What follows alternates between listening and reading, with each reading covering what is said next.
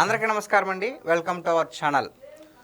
Kannappa Manchu Vishnu dream project. So మరి ఎట్టకేలకు ఓ 2-3 years నుంచి కష్టపడి మొత్తం స్టార్ కాస్ట్ మొత్తం దింపేసి ఎన్ని ట్రోల్స్ వచ్చినా సరే ఎట్టకేలకు ఈరోజు అయితే రిలీజ్ అయింది సినిమా. సో మరి ఆ సినిమా ఎలా ఉంది అనే దానికి మనతో పాటు చర్చించడానికి మనతో పాటు ఉన్నారు కృష్ణ అన్న. నమస్తే. సో కన్నప్ప అన్న సినిమా చూసావన్నా? చూసాను. ఎలా ఉంది అసలు సినిమానా? పర్లేదు, చూడొచ్చు. సినిమా చూడొచ్చు. అంటే మంచు విష్ణు అంటే ఫస్ట్ ఆఫ్ ఆల్ అందరికీ ఏంటంటే ఫస్ట్ నెగిటివిటీ, దాని తర్వాత మంచు విష్ణు. సో మరి ఈ సినిమాతో ఏమైనా నెగిటివిటీ పోయే అవకాశం ఉందంటారా? మంచు విష్ణుకు నెగిటివిటీ అంటే అది ఎప్పటి నుంచో అలా క్రియేట్ చేయడం జరిగింది. మంచు విష్ణు అంటే బయట మాట్లాడే విధానం బట్టి ఆయన అలా క్రియేట్ చేయడం జరిగింది. కానీ మీరు సినిమాలో చూసుకుంటే ఆయన అద్భుతమైన యాక్టింగ్ అయితే చేయడం జరుగుతుంది. వాళ్ళ ఫ్యామిలీ మొత్తం మోహన్ బాబు గారు అయినా సరే, మంచు విష్ణు అయినా సరే, మంచు మనోజ్ అయినా అద్భుతమైన యాక్టింగ్ అయితే చేయడం జరుగుతుంది. సో నెగిటివిటీ అనేది బయట సోషల్ మీడియా పరంగా ఆయన మాట్లాడి మాటలను బట్టి అలా చేసుకోవడం జరిగింది. కాబట్టి సినిమాలో మాత్రం అబ్సల్యూట్లీ మంచి యాక్టింగ్ అయితే ఆయన చేయడం జరిగింది. మిగతా సినిమాల్లో కూడా మీరు చూసుకుంటుంటే అద్భుతమైన యాక్టింగ్ అయితే వాళ్ళు చేయడం జరుగుతుంది, వాళ్ళ ఫ్యామిలీ మొత్తం. సో ఈ సినిమాలో కూడా ఏదైతే మంచు విష్ణు క్యారెక్టర్ చేయడం జరిగిందో చాలా బాగా చేయడం జరిగింది. మరి తిన్నడుగా ఎలా మెప్పించాడు అసలు?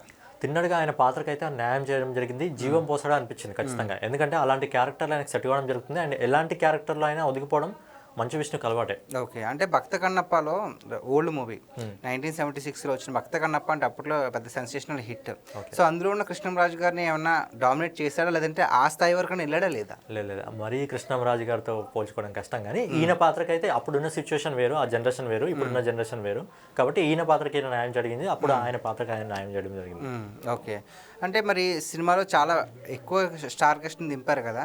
సో ఎవరు కాస్టింగ్ బాగుంది, అంటే ఎవరి క్యారెక్టర్ బాగుంది అంటారు? అసలు ఎవరి క్యారెక్టర్ బాగుంది అందరికీ తెలిసిన విషయమే. అది అందరూ సినిమాకి పోవడం జరుగుతుంది కేవలం ప్రభాస్ గారి వల్ల సినిమా పోవడం జరుగుతుంది. లేకపోతే ఈ సినిమాకి ప్రేక్షకుల ఆదరణ కరువయ్యేదేమో. ఒకవేళ ప్రభాస్ గారు లేకపోతే ఈరోజు ఈ సినిమాకి ఎన్ని టికెట్లైనా బుక్ అయ్యేవేమో కాదు. ఒకవేళ ఒకవేళ ప్రభాస్ గారు లేకపోతే నాకు తెలిసి ఇన్ని టికెట్లైనా బుక్ అయ్యేవేమో. ఇప్పుడు కొన్ని ప్లేసెస్లో టికెట్స్ అద్భుతంగా సేల్ కావడం జరిగింది, షోస్ నడవడం జరుగుతుంది. కానీ ప్రభాస్ గారు ఒకవేళ సినిమాలు లేకపోతే నాకు తెలిసి హాల్స్ అనేవి సగం ఖాళీగానే ఉండేవి. ఓకే.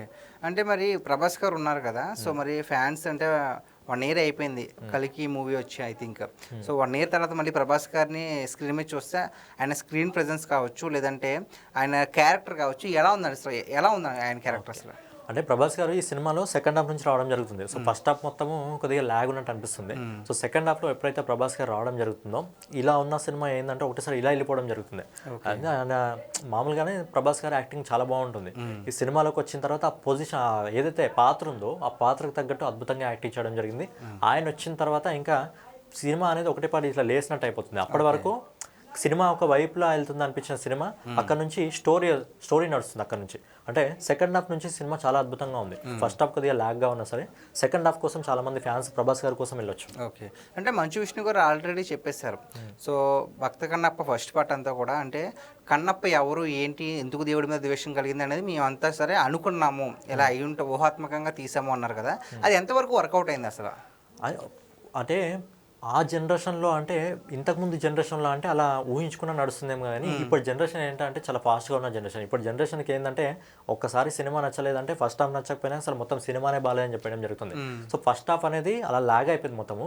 సో ఫస్ట్ హాఫ్లో స్టోరీ అనేది కరెక్ట్గా లేదు, ఊహించుకొని వాళ్ళు చేయడం జరిగింది. కానీ దాన్ని ఒకసారి 2 సార్లు వాళ్ళు చూసుకొని కొంచెం మంచిగా తీస్తే డ్రీమ్ ప్రాజెక్ట్ అది.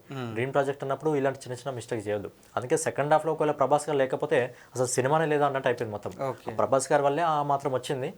ఫస్ట్ హాఫ్ కూడా బాగుంటే సినిమాకు ఇంకా ఇప్పుడు 200 కోట్ల బడ్జెట్, కానీ నాకు తెలిసి ఈ సినిమా 200 కోట్ల వరకు వెళ్తుందా లేదా అనేది డౌటే. ఒకవేళ వెళ్తే 300 కోట్ల వరకు వెళ్ళే అవకాశం ఉంది. కానీ మిగతా మార్కెట్లో బజ్ లేదు. మెయిన్గా తెలుగులో ఉన్నంత బజ్ అయితే మిగతా మార్కెట్ అవుతుందనుకుంటున్నారా మీరు? నా విషయంలో అది మనం చెప్పలేము, కానీ 50-50 ఛాన్స్ ఉంది. కొంచెం కష్టమే అనిపిస్తుంది, కానీ చెప్పలేము తెలుగులో. సో మరి ఈ సినిమాని ఏకంగా న్యూజిలాండ్ వెళ్ళి తీశారు కదా, ఎలా అనిపించింది అసలు? వ్యూ కావచ్చు, లేదంటే ఆ స్క్రీన్ ప్రెజెన్స్ కావచ్చు, ఆ గ్రాఫిక్స్ కావచ్చు, ఎలా అనిపించింది అసలు? నాకు తెలిసి ఈ సినిమాకి 200 కోట్ల బడ్జెట్ అయిందని చెప్పారు కదా, అది ఆ న్యూజిలాండ్ వెళ్ళినందుకే కావచ్చు నాకు తెలిసి. ఎందుకంటే ఆ ప్లేస్ అనేది ఈ సినిమాకి కరెక్ట్ సింక్ అయినట్టు అనిపించిందని నాకనే అనిపించలేదు. ఆ ప్లేస్కి ఈ సినిమాకి సింక్ అయినట్టు నాకు అనిపించలేదు. సో ఒక న్యూజిలాండ్ వెళ్ళకుండా మన దగ్గర ఇక్కడ నేచర్ ఉంటుంది కదా, మన నేచర్ చాలా అద్భుతంగా ఉంటుంది మన ఇండియాలో కూడా. మన ఇండియాలో కూడా ఏదైనా ప్లేసెస్లో తీస్తే బాగుండేది అనిపించింది. అలాగే నేచర్ అనేది మిస్ కావడం జరిగింది. అది మొత్తం ఎక్కడో తీసుకెళ్ళిపోయినప్పుడు విదేశాలకు తీసుకెళ్ళిపోయినప్పుడు కనిపిస్తుంది. కానీ న్యాచురల్గా మన దగ్గర ఇప్పుడు ఫర్ ఎగ్జాంపుల్ హనుమాన్ సినిమా ఉంది.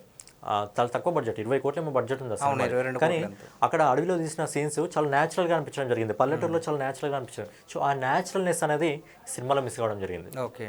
అంటే సినిమా స్టార్టింగ్ నుంచి కూడా అంటే ఎప్పుడైతే టీజర్ రిలీజ్ చేస్తారో అప్పటి నుంచి అంటే అంత ఇంపాక్ట్ అవ్వలేదు ప్రజల మీద. సో ఇంపాక్ట్ మొత్తాన్ని మార్చేసింది ఒక్క సాంగ్, శివ శివ శంకర్ అనే సాంగ్. మరి అది ఎలా అనిపించింది అసలు? సాంగ్ అయితే బాగుంది, ఆ సాంగ్ ఒకటి చాలా అద్భుతంగా అనిపించింది. కానీ సేమ్ ఇక్కడ కూడా అదే ఫీలింగ్ ఏంటంటే న్యాచురల్గా ఎలా ఉంటుందో, మన ఇండియాలో ఎలా ఉంటుందో ఆ ఇండియా నేటివిటీ అనేది మిస్ అయినట్టు అనిపించింది సినిమాలో. అది ఎక్కడో ఫారెన్కి వెళ్ళి తీస్తారు కాబట్టి అదే కనిపించడం జరిగింది. మనం అంటే వాళ్ళు నీట్గా ఉండాలి, ఈ జనరేషన్కి తగ్గట్టు ఉండాలి అని చెప్పి వాళ్ళు తీయడం జరిగింది. కానీ బేసిక్గా మనం మాట్లాడుకున్నట్టయితే మన ఇండియాలో తీస్తే బాగుండేది, అంత బడ్జెట్ కూడా అయ్యేది కాదు, అండ్ సినిమాకి ఇంకా అద్భుతమైన రెస్పాన్స్ వచ్చేది. ఎందుకంటే మన కల్చర్ని మనం చూపించుకోవాలి కదా, ఎక్కడో వెళ్ళి మన కల్చర్ని చూపించడం కాదు, మన ఇండియాలో మన కల్చర్ని మనం చూపిస్తే చాలా బాగుంటుంది. ఓకే. అంటే మంచు విష్ణు గారు ఒక మాట చెప్పారు, ఈ సినిమా గ్యారెంటీగా పిల్లలు చూడాలి, సో పిల్లలు చూసి చరిత్ర తెలుసుకోవాలి అన్నారు కదా. ఆ ఇంపాక్ట్ ఏమైనా అనిపిస్తుందా సినిమా చూస్తే? పిల్లలకు చూపించాలి, గ్యారెంటీగా సినిమా చూపిస్తే కాస్త మన చరిత్ర తెలుస్తుందని ఏమైనా అనిపిస్తుంది అంటారా? ఫస్ట్ హాఫ్లో అంటే మనకు ఫ్రిక్షన్ కాబట్టి ఫస్ట్ హాఫ్లో అనిపించదు. సెకండ్ హాఫ్లో కూడా మనకు ఆ గూస్ బంప్స్ అనే ఒకటి దేవుడి పట్ల మనకు ఉన్న నమ్మకం అదే కనిపిస్తుంది. కాబట్టి ఈ యొక్క సెకండ్ హాఫ్ చూసి సినిమా చరిత్రను తెలుసుకోవాలంటే కష్టం. ఎందుకంటే భక్త కన్నప్ప సినిమాలు ఆల్రెడీ చాలా రావడం జరిగింది, చాలా స్టోరీస్ మనం విన్నాం, టీవీలో కూడా రావడం జరుగుతుంది, మన బుక్స్లో కూడా ఉంటుంది. కాబట్టి ఇక్కడ మనం చెప్పలేం అంటే పిల్లలు తెలుసుకుంటారని సినిమా పిల్లలందరూ చూడాలని చెప్పలేం. కాకపోతే ఏంటంటే దీన్ని ఎక్కువగా చూస్తుంది ప్రభాస్ గారి అభిమానులు కాబట్టి, అండ్ వాళ్ళు చూసేది కూడా ప్రభాస్ గారి కోసం చూడడం జరుగుతుంది. మిగతా వాళ్ళైతే జస్ట్ సినిమా చాలా రోజుల తర్వాత తెలుగులో మనం చాలా గ్యాప్ వచ్చింది ఒక డివోషనల్ సినిమా రాకపోయి. సో ఒక డివోషనల్ సినిమా వచ్చింది కాబట్టి ఫ్యామిలీస్ వెళ్ళి చూడొచ్చు. ఫస్ట్ హాఫ్ వదిలేస్తే సెకండ్ హాఫ్ మాత్రం ఖచ్చితంగా ప్రేక్షకులు నచ్చుతుంది. ఏవైతే ఫీలింగ్స్ ఉన్నాయో, ఏవైతే డివోషన్ ఉంటుంది, ఏవైతే గూస్ బంప్స్ ఉంటాయో అవి ఖచ్చితంగా అందరినీ అలరించడం జరుగుతుంది. ఓకే. ఓకే. ఓవరాల్గా ఈ సినిమాలో మీకు ఏ సినిమా అంటే కాన్వర్జేషన్ ఎవరిది మీకు బాగా నచ్చింది అసలు? అయితే ఈ సినిమాలో ఏదైతే ప్రభాస్ గారు ఎంటర్ కావడం జరుగుతుందో సెకండ్ హాఫ్లో ప్రభాస్ గారు ఎంటర్ అయిన తర్వాత ఏదైతే మంచు విష్ణుకి ఇంకా ప్రభాస్ గారి మధ్యలో బాండింగ్ ఉంటుందో, ఏ విధంగా వాళ్ళిద్దరి మధ్యలో కథ నడుస్తుందో, అంటే వీళ్ళు యాక్చువల్గా ప్రభాస్ వచ్చిన తర్వాతే ఈ కథకు ఒక బలం ఏర్పడింది. కాబట్టి వీళ్ళిద్దరు బాండింగ్ అనేది సినిమాలో అద్భుతంగా ఉంది. వీళ్ళిద్దరు బాండింగ్ అనేది ఈ సినిమాలో అద్భుతంగా ఉంది. ఓకే. ఓవరాల్గా అంటే యాక్షన్ సీన్స్ ఎలా ఉన్నాయి? అంటే ట్రైలర్లో చూసుకుంటే కనుక వాయులింగం గురించి గొడవలు అవుతున్నట్టు, సో యాక్షన్ సీన్స్ ఎలా ఉన్నాయి అసలు? యాక్షన్ సీన్స్ అనేవి మనం ఎక్స్పెక్ట్ చేసిన విధంగా లేవు, న్యాచురల్గా అనిపిస్తుంది. మరి 200 కోట్లు పెట్టినప్పుడు మనం అబ్జర్వ్ చేసుకుంటే బాహుబలి సినిమాకి దాదాపు 200 కోట్లు ఏమైంది. బాహుబలి 2 కాదు, బాహుబలి 1కి. ఆ సినిమాలో యాక్షన్స్తో కంపేర్ చేసుకుంటే ఈ సినిమాలో యాక్షన్తో కంపేర్ చేసుకుంటే అసలు పొంతం లేకుండా ఉంది. యాక్షన్ సీన్స్ ఏదో ఉన్నాయా అంటే ఉన్నాయి, అది మనకు న్యాచురల్గా అనిపిస్తుంది, నిజమైన యాక్షన్ లాగా మనకు అనిపించదు. అంటే మరి అక్షయ్ కుమార్ గారు అంటే బాలీవుడ్ నుంచి తీసుకొచ్చారు కదా, సో శివుడిగా ఆయన అసలు సూట్ అయ్యారంటారు అసలు? శివుడిగా అక్షయ్ కుమార్ గారు సెట్ కావడం జరిగింది. అయితే ఫస్ట్ హాఫ్లో చెప్పాను కదా, ఫస్ట్ హాఫ్లో ఏంటంటే ఆయన క్యారెక్టర్ ఎందుకున్నా అన్నట్టు అనిపించింది. కానీ సెకండ్ హాఫ్లో ఏదైతే కథ ఉందో కథకు మూలధారం ఆయన కాబట్టి ఆయన దగ్గర నుంచి అదిరిపోయే పర్లేదు. అక్షయ్ కుమార్ గారు సీన్కి సెట్ కావడం జరిగింది. సో శివుడి క్యారెక్టర్లో మనము ఎప్పటి నుంచో చిన్నప్పటి నుంచి ఎక్కువగా మనం చూసింది చిరంజీవి గారిని కాబట్టి చిరంజీవి గారి ప్లేస్లో సడన్గా ఎవరినైనా చూసుకోవాలంటే కొద్దిగా కష్టమే. కానీ ఈ జనరేషన్కి అలవాటు అయిపోతుంది, మన జనరేషన్ కంటే కొద్దిగా కష్టమే. ఇప్పుడు చూసే పిల్లలకు మాత్రము ఆయన అలవాటు అయిపోవడం జరుగుతుంది. ఓవరాల్గా కన్నప్ప గురించి మీరు ఏం చెప్తారు అసలు? ఓవరాల్గా కన్నప్ప గురించి ఏంటంటే మన తెలుగు ఇండస్ట్రీలో చాలా రోజుల తర్వాత ఒక డివోషనల్ సినిమా రావడం జరిగింది. ఈ మధ్య అంతా యాక్షన్ మూవీస్ రావడం జరుగుతుంది, ఎక్కువ కామెడీ మూవీస్ లేదంటే రొమాన్స్ మూవీస్ రావడం జరుగుతుంది. ఈ మధ్యలో ఎక్కువగా పాన్ ఇండియా మూవీస్ రావడం వల్ల అసలు దేవుళ్ళ సినిమాలు తీయడం అనేది బంద్ చేయడం జరిగింది. సో చాలా రోజుల తర్వాత మంచు విష్ణు తన డ్రీమ్ ప్రాజెక్ట్ ఒక ప్రయోగాన్ని ఆయన తీసుకురావడం జరిగింది ముందటికి.